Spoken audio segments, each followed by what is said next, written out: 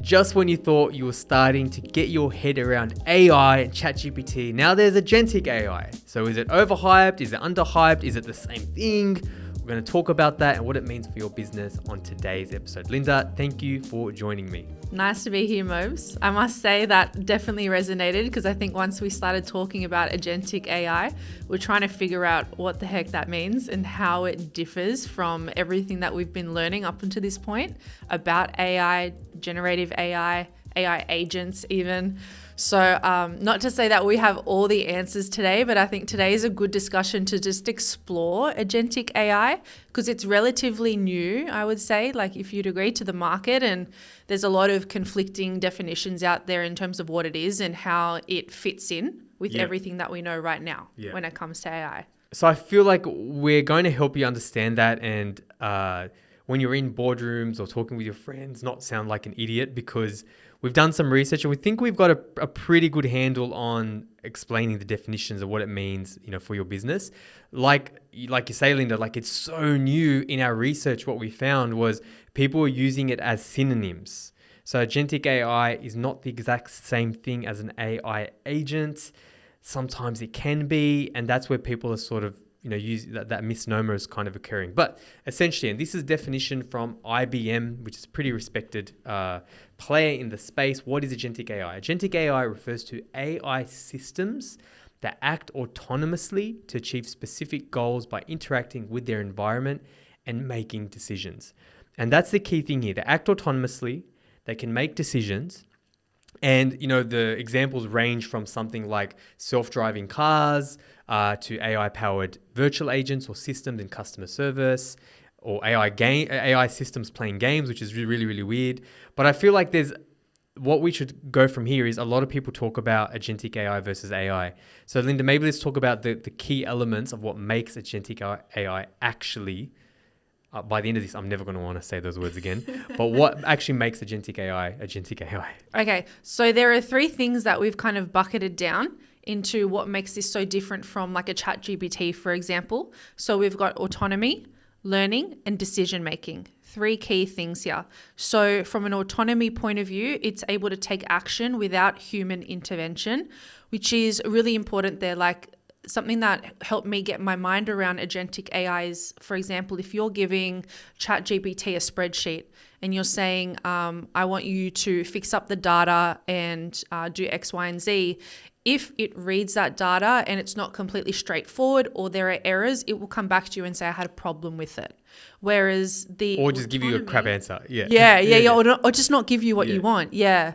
So the autonomy component, it takes action without human intervention and also then bolts into learning. So it continually learns from interactions, not within that one scenario, but from previous scenarios. It's always learning and applying new things. And then decision making is the last one. So it can decide on the next steps based on real-time interactions. And I think the key point there is real-time interactions. If we give I mentioned it briefly, if we give it like a high level example, and we're going to talk about sales and marketing examples as well and stuff that we're working on, is if you think of like a self-driving car. So it could be argued that Tesla isn't agentic AI, but it also could be argued it is. But let's just talk about the scenario. An agentic AI system for a self-driving car would be, all right, cool. I want to get from here to home, right? That's what I want it to do. And then you mentioned autonomy, learning, decisions. So the system itself will figure out, okay, cool, awesome. Linda, leave it to me. I'm going to take you down this route, this route, this route. Oh no, it's starting to rain. All right, cool. I need to slow down because, other cars it knows from data that when it rains, there's more chances of accidents. It's learning. And then not only that, it might sort of, for example, say the way you drive or like you like to be driven might be different to your fiance's, like the way Omid likes to drive. So it's learning, okay, Linda likes it like this, Omid likes it like this, and I'm going to take in all the data, I'm going to be autonomous, and I'm going to make decisions myself, right? If there's a breakdown here or there's rain or hail, I'm going to make a decision myself. So like, for instance, Tesla, before, when I was okay with Elon, before I got rid of mine, so you wouldn't call it full driving mode. You would call it, you'd have to put your hand on the wheel and it would like steer for you and whatever. But it wasn't fully autonomous, and I would still have to make decisions. Yeah. So that would be sort of a high level example. I think where it would be really, and this was really interesting when we started looking into this, Linda, is let's talk about the differences between like generative AI and agentic AI. Talk to us about that. Yeah, okay. So generative AI, I think what we were kind of talking about is the fact that when we give generative, like a ChatGPT, let's say, when we give it a prompt, it's a very simple, like, here's what I want, here's the result. And there's no intervention from generative AI in between that. So for example, when we're doing things from a digital marketing space, let's say we're creating articles, we'll need to break up the prompting system with human intervention to be able to get to the desired outcome. Like we've got a bot that handles the keyword research, or even before that, like the ideation, and then there's a different bot for keyword research that specializes in that, and then we've got a different bot that knows how to do introductions, and then we do the body, and then so there's all these different parts that we have to kind of have that human element to be able to get to the end result. Whereas the idea with agentic AI is it has those capabilities and it's able to bucket that all together and actually then make decisions at each point in time based on that previous step, which we would typically have to do the decision making for. So like, let's say we got back keyword research and we realized that there was no search volume there, we would have to tell that ChatGPT bot to go in a different direction. Whereas in theory, agentic AI would be able to make those decisions for you along the way. And even that example you shared, if you kind of read between the lines, there's things you need to do before you're comfortable with agentic AI. So the example that you just made, and for some of our listeners might be thinking like, why would we do it that way? Why would we not get ChatGPT, by the way, to do the whole article? Well, in our experience, it hasn't been great. Like you've had to actually do the intro. Like, cool, amazing. Let's move on to like you had to do the outline, do the intro, then like the body. We've had to do it that way because when we've tested just doing the whole article, it hasn't yielded us great results. And that's why if you're listening and you've tried to do an article and you're like, oh, why isn't it as good as, this? That is why. So, I'm jumping around, Mobes, but I feel like that big pharma example that you showed me earlier is actually a really good example for something like this. So there's a pharmaceutical company that's leveraged agentic AI to predict cold and flu outbreaks, and they use data based on different things. So they've got data based on actual searches online when people are searching symptoms and medicine. Then they use other data like weather information and public flu reports. It's safe to say that if you ask like one general person to know all that information, they're not a specialist. So you need to go to different entities to get the right information. And I think that's the same in a way, whereas the agentic AI is able to gather different AI agents that specialize in different things. And then same with that example with the content writing. I'm going in a big loop. I hope that makes sense. But with content writing, everything is so specific.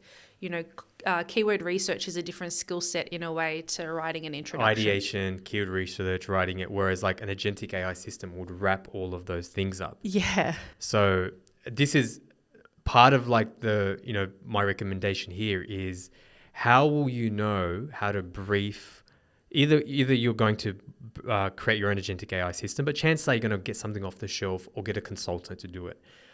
No matter which option you take, how are you going to know what to brief if you don't know how to do the thing? You know what I mean? Like if you're in a building company and you've never built a house before, how are you going to get an apprentice? How are you going to teach the apprentice if you haven't done it before? Right? So, it's not the only way, but if you're going to get an apprentice, you need to know how to train that. So you need to know how to do it yourself. So one of my recommendations with this, if you start actually developing this stuff, is you got to crawl before you can run. So step one would be use it. I'm sure everyone is using it. But then step two is like the common things that you're doing, either develop custom GPTs or one-off AI agents before you think about an agentic AI system. Yeah. And that kind of brings the next point, right? And I've kind of already given the example, the difference between agentic AI and AI agents. There's so much hype in this space and it's so new.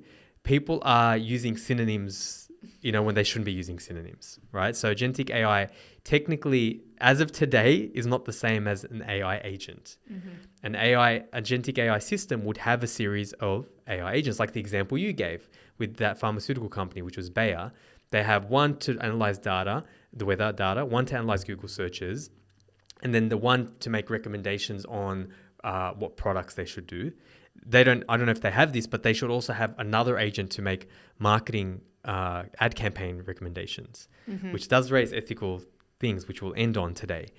But the idea is like an agentic AI, think of it as an agentic agent, think of it as a single worker. An agentic AI system is like the manager who is using the workers, okay, you do this, and they're coordinating or orchestrating the choir, or whatever it was. So that's kind of like the best way to sort of think about it. But as you kind of go down this route, you'll see those terms used interchangeably as well. Let's get into some more examples as well. Yeah. I think the chatbot example is really helpful. Yeah. So use that as an example between normal AI versus a system. Yeah, I think what we're kind of accustomed to in like CRMs at the moment, at least, is you've got a flow that you can kind of set up and you can give the logic, and then the AI or the chatbot at least can go and follow that logic that you give it. Whereas if you're looking at more agentic AI, not only can it kind of understand that flow, but it can adapt in real time. So it can kind of break that logic and ask qualifying questions. It can choose to ask questions that aren't predefined based on the answers that it's getting. If it qualifies the person that it's talking to on your website, it can then go ahead and ask that person for their information and set up a meeting and put a task in the calendar of the sales rep. So it just goes way beyond what we're used to. It's more end to end. Yeah. Because we've already started doing this for clients where we've created a chatbot, because you can do this out of box with HubSpot, if you've got HubSpot. But if you don't, we've got another client. They actually have HubSpot, but they wanted to take it to another level, where it's like, the way I to explain it is, if ChatGPT and your website and a normal chatbot had a baby, that's what we created for them. So you go onto the website, you ask some questions, and then it will look on the website, it'll pull the answers. Now this works for this client because they do content, right? It doesn't work if you have light on content. But it will do that for them, right? That would be an AI agent. But what you're talking about, absolutely, that's the system, right? It will do that, but then also, okay, how commercially ready is this person? Yeah. What's their budget? Do we want them to speak to someone, or are they a waste of time? Are they a student doing some research? Or are they have budget, they're a key decision maker, they're the right ICP? The agent will do that. It will figure, the system will do that. It will figure out how qualified that person is. And then let's book a task and a meeting and go from there. So that's a really, really cool example. And the beautiful thing is, the Bayer pharmaceutical company one, borderline not ethical, right? But this is something close to home that you can already start doing. But my advice there would be know how to use agents, understand, it's like before you kind of get an apprentice, understand how to do it yourself, so you will know how to brief and you know what success looks like, or someone who can help you in that. For sure. Yeah. Mobes, the example that you just gave, I'm just curious. So you said that it can, what we built, it can pull information and respond to queries, as well as the same time follow a predetermined logic. Is that right? Like what the ChatGPT, the one that we built already? Yeah. So it can do two things. It can follow the logic that's in a typical chatbot, and at the same time it can pull information from a database. Yes. Right. Okay. Yeah. So the difference from that and then what we're talking about right now is it doesn't respond to be able to qualify and go beyond that scope, which is the agentic AI part, where it can book a follow-up. And this is where it gets a little bit blurry, right? Yeah. At what point is an agentic AI system? Yeah. And with a lot of, every man and his dog who's selling anything, it's all AI now. Mm-hmm. So, systems will say, it's agentic AI, where it's not very autonomous, doesn't make decisions. Because you could argue it's still agentic AI because it's doing that, and then it's qualifying them, and then it's saying, would you like to book a meeting? Yeah. I think where the difference is, it's really intelligent to know, okay, cool. The goal is to only book meetings with people who are ICPs. So ideal customer profile, and they're worth the time of our sales reps. Yeah. How I get there is really up to me, and I'm going to make those decisions. Yeah, but right it's now almost subjective in a way, right? It is subjective Because in a even way. with AI, you can give it a prompt and say if person meets X, Y, and Z criteria, then they are qualified. Yeah. But it's able to make those decisions on its own based on different variables that it receives. I think that's the key right. thing there. Like if it gets a curveball or there's an answer that's a bit black and white, it won't freeze in the moment. It'll make a decision. Yeah, that's right. Yeah. The sales side is even more, oh, well, it depends who you ask, but sales side is not even more, but maybe equally as interesting because HubSpot's definitely getting better now. If you haven't already heard, depending on when you listen to this podcast, they've got a deep link connector with ChatGPT.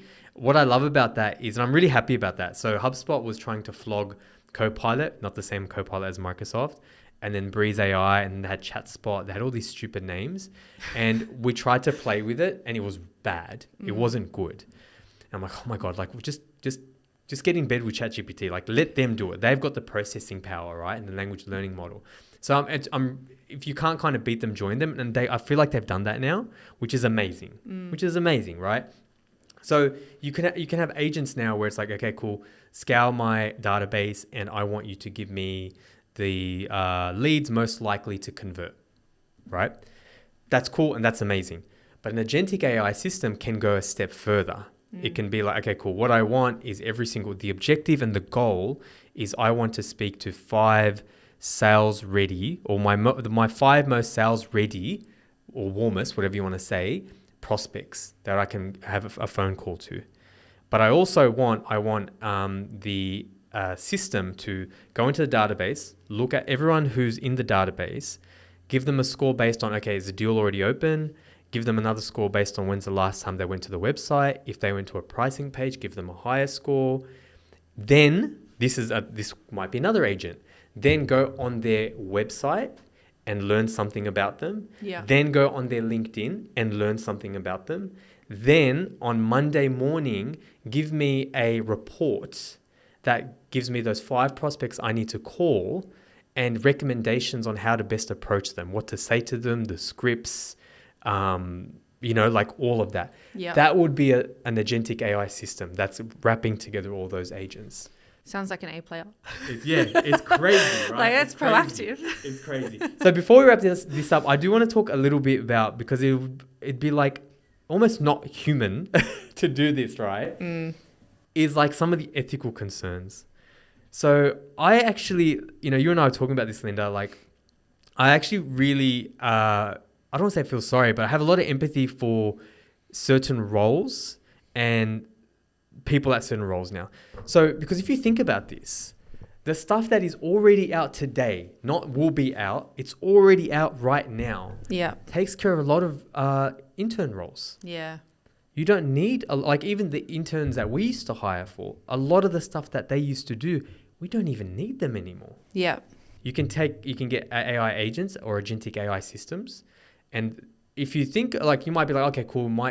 So even if an agentic AI system costs you 50 grand to build, that's pretty cheap if you think about it. Yeah. If it can replace, where are you going to get a $50,000 person from in Australia or Western country? For many years on end. Right? Yeah. So if you can think about it that way, businesses are just going to do that. Yeah. We would probably do that. Like at the end of the day, like inflation, rising costs, like being profitable, like where's that ethical line? You know what I mean? So there's like a lot of roles now that, for example, in the marketing space, I was saying to you before, like I'm really glad I'm in my late 30s and I've been able to do all those crappy jobs, those crappy roles, learn strategy, become creativity. I've had time to develop creativity and strategy. Yeah.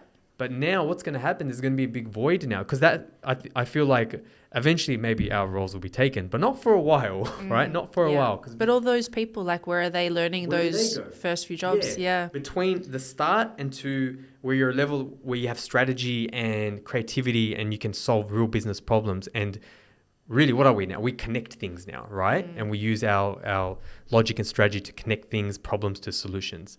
What are they going to do? Yeah. Customer service people, like there are whole departments, forget now, last year before, whole departments. In 2023, we spoke about this in our keynotes, Linda. Whole departments, customer service teams who have been let go. Yeah. So I don't know it's if I so have hard, yeah, right? what are your Because thoughts there's about that? Like, what's well, the I mean, there's pros and cons to everything in life, but yeah, I mean, the reality is that it's inevitable and it's already happening that people are losing their jobs to AI at the same time. If you don't adapt to the way that things are in the modern world, you get left behind. I mean, your competitors are going to be using AI and doing things faster, better than you. So it's so hard, Mobes, because you're right. Like, there's that element to it. At the same time, I still see it as something really exciting, and I love the fact that I do more with less. But you're right. Like, for the people that are trying to break into an industry, starting their career, and they're learning all of those jobs that you do that build your character and make you understand things from the inside out. You're not getting those opportunities necessarily now. I think you have to approach this in a growth mindset fashion. You just don't have a choice now. Like, there's a lot of I haven't been on TikTok for a while, but I hear from Tash, I don't know about if you've seen this, that there's like a lot of pushback. You hear from the young people on TikTok? The younger people. You guys are not that much younger than me. Okay. But like that AI, there's a lot of pushback. Yeah. There's a lot of, like, especially younger people, like they really take, I think that's stupid, man. I think when you're applying for jobs, you got to double down. Yeah, like, that's dumb. You can't approach it that way. It's like pushing back on the internet and e-commerce. You can't. Like, you have to have growth mindset with this stuff. So it is sad and there's definitely there, but what are you going to do? You need to now learn those skills. So if you're a young person, you have to learn those skills. If you're a parent or you're soon to be parent or whatever, you have to realize your kids need to learn these skills. Yeah. Because you're not really going to have a choice. And like you said, leaning into that exciting part, like, we can solve bigger problems now. The bigger problems, bigger career paths, there's always room at the top for the best people. Yeah. So there's definitely that ethical, like every time I hear pharmaceutical companies and AI, I'm like, ugh, But the point is, I think it's a really exciting space and we'll keep talking about it. But that's all from me, and I'll let you kind of wrap us up today. Nice to chat finally. I feel like it's been a while since we've been on a podcast together, but good to be back. Awesome. We'll see you guys next time. Thanks, guys. Bye. Thanks for listening to Inbound Buzz. Learn anything? Return the favor by spreading the word. Want to make your mark in digital? Need help with your digital strategy, inbound, and marketing automation efforts? Then visit redpandas.com.au and be sure to tune in next time for another Inbound Buzz hit.